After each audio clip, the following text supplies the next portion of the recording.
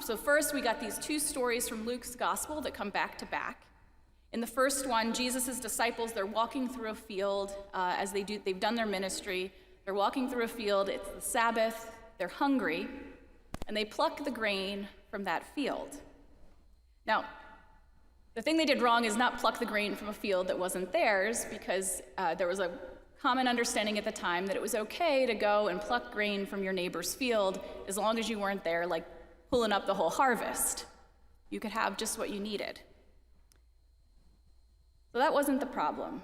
But the problem is that it's the Sabbath, and plucking grain is considered work. The religious teachers asked Jesus why his disciples are not observing the Sabbath while they're working on that day by plucking the grain. And he responds by sharing an example of a time back in the scriptures when King David fed his men with the bread of the presence that came from right inside the temple on the Sabbath day. So here's what I notice about this text. They accuse Jesus of breaking a rule that's laid out in Scripture.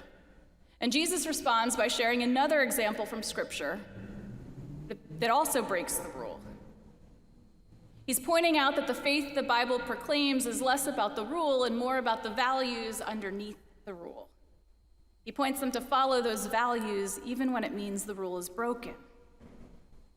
What matters is less the rule about the Sabbath and more the intent of the Sabbath to enhance people's well-being. And then the text goes on to share the second story of Jesus healing someone on the Sabbath, which further illustrates that point that what matters is people's well-being. I think this passage is key in understanding how we read the Bible as a whole. The Bible is this big collection of texts that are in conversation with each other. And it can be common for one person to kind of pick out one of those texts and say to someone else, hey, look, this text here, it shows why you're wrong. And then for someone else to find a different text that says something else and say, no, look, you're wrong. And you can go back and forth about that. It's called proof texting.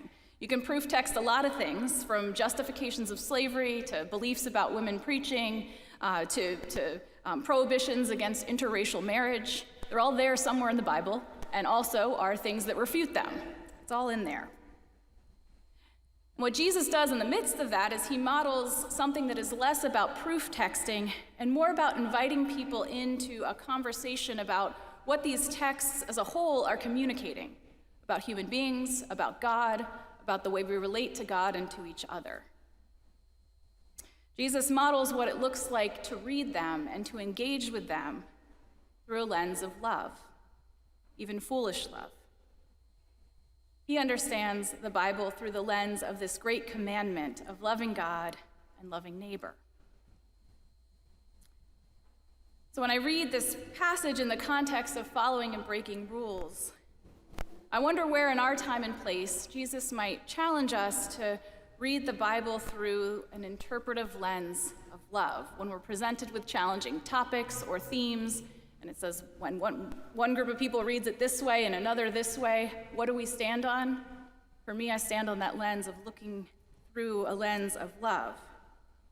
And then in turn, how that invites us to put love into action in concrete ways based on the situations in front of us, whether that means we follow the rules or we don't.